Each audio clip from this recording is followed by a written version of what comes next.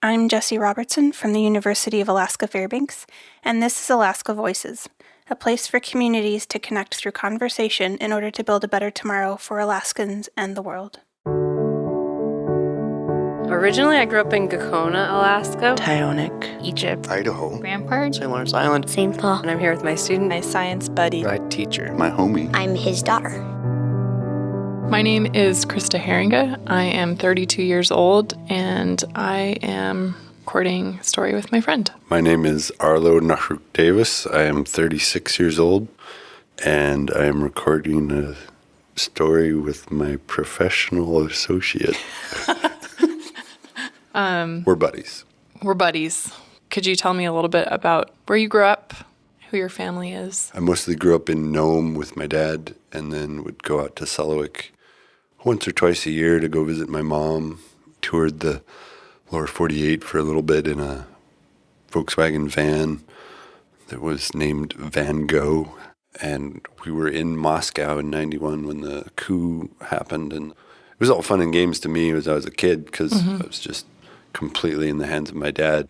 And your mom's from Selawik? My mom is from Selawik.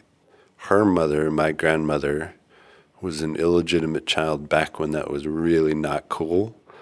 So she was adopted by my namesake. My Eskimo name is Nahuk.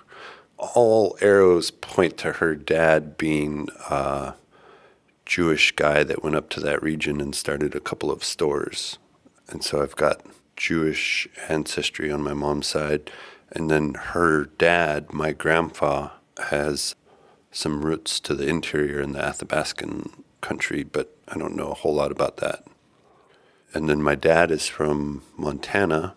He's got roots that go back to Italy. Sounds like we have a lot of overlapping roots and stories. I was born in Fairbanks, raised here, but mostly my mom brought us all around the world, starting when I was 7. She's a nurse midwife, but she did a lot of medical-related things all around. The first place I went outside of the U.S. was British Guiana, northern part of South America. Do you remember the first time you experienced being out of doors while it's dark and also warm and possibly windy? That trip, kind of like here in Alaska, the rivers are the roads. And so we'd travel at night, and it was a different sky than what I'd seen here. I still am fascinated by night skies.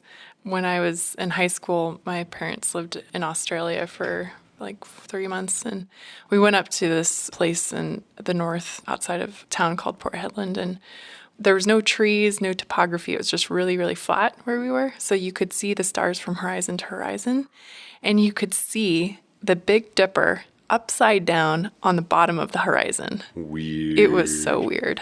You enrolled in a graduate program here at UAF. What was your motivation, and what were you hoping to get out of that experience? So I was in my last year getting my English degree down at UAA in Anchorage with a dance minor. Finally ended up deciding that I would shop around for grad schools, but by then most of the application deadlines had passed. And so I thought, well, what's going on up in Fairbanks? And I bumped into the Arctic and Northern Studies program. Once in the graduate school educational flow, what was your experience like? Well, let's see. So at the grad school orientation pizza night, I asked the organizers for some mic time. I encouraged everyone to share their knowledge and expertise internationally in order to build strong international peaceful relationships, because I've been in war-torn countries. We were in Georgia, the Republic of Georgia, when they were being bombed, and all we had to eat for like 6 weeks straight was kasha, buckwheat. Sometimes we had butter. Sometimes we had honey. That was really good. Sometimes we'd get an egg or two. Those were really good. And one time we were downtown at the market, and there was 2 big summer sausages hanging up for sale. And my dad bought one of the sausages and some bread. Bread and sausage still is like one of my favorite things to eat. It just gets me. But I asked him years later why he didn't buy both of the sausages. And he said that he left the other one for someone else to buy. So I've got this visceral experience of war. And I make this impassioned plea to all of these new grad students from all over the world. And it was crickets afterwards.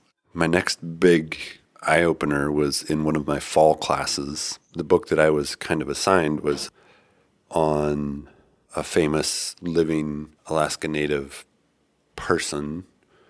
And I thought it was a horrible book. And wanted to give a presentation that highlighted where I thought the book was going off, and also do it in a way that leaned on my dance experience. So I had this song by Die Antwoord. This rapper starts out, he's going off, and then the record scratch sound comes on, and you can hear them saying, "Oh, hey, what's going on?" And they're like, "Oh, that's just not working." And I wanted to use that song in my presentation, but my professor didn't like the song because of its lewd, crude language. And that's when I really started to learn that power dynamics in the university are alive and well. Similar to you, I've also spent a lot of time in war-torn areas and also think a lot about the implications of war. And often wondering what brings war, and when people no longer can understand each other or connect. So I'm just curious from you, like having that hit against these really hard interactions with people at this institution, and does that motivate you more, or does it demotivate you more in your work? The latter. In your future? I mean, both, I guess. But when I kind of figured out that I don't need a master's degree to get my hands dirty in the village relocation work, I kind of lost most of my motivation to care about anything grad school. I think I've gotten a lot more quiet, and I feel a lot less starry-eyed.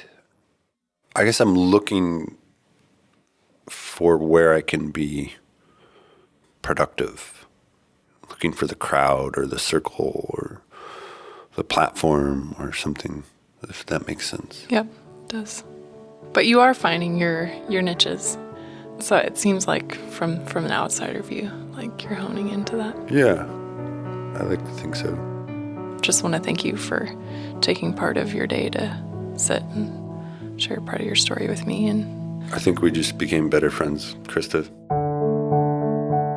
Alaska Voices builds bridges by creating a space where community members, friends, policymakers, and scientists can share stories and place-based knowledge.